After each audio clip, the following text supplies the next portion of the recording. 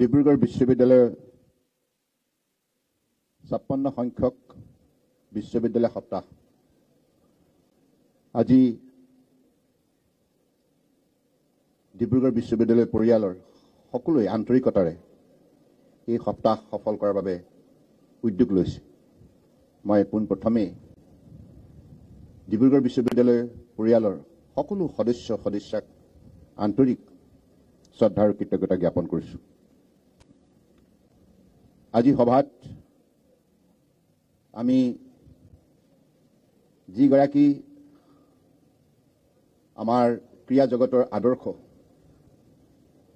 সফলতাৰ প্ৰতীক ভাৰতবৰ্ষৰ সেইগৰাকী মহান খেলুৱৈ আমাৰ মাজত আজি বিশিষ্ট অতিথি হিচাপে উপস্থিত আছে।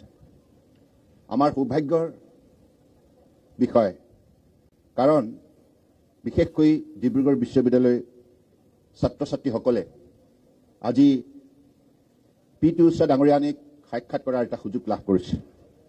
মই ভাবোঁ পি.টি. ঊষা ডাঙৰীয়ানীৰ উপস্থিতিয়ে আগন্তুক দিনত ডিব্ৰুগড় বিশ্ববিদ্যালয়ক বিশ্বৰ বুকুত এখন শক্তিশালী ক্ৰীড়া জগতৰ প্ৰতিভাৰে পৰিপুষ্ট বিশ্ববিদ্যালয় হিচাপে গঢ়ি তোলাত ই বিশেষভাৱে অনুপ্ৰাণিত কৰিব।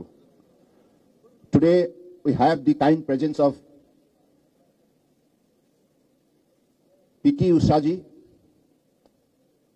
Presently, she is holding the responsibility of the President, Indian Olympic Association, renowned athlete, and we all feel proud of her commitment, dedication, achievement.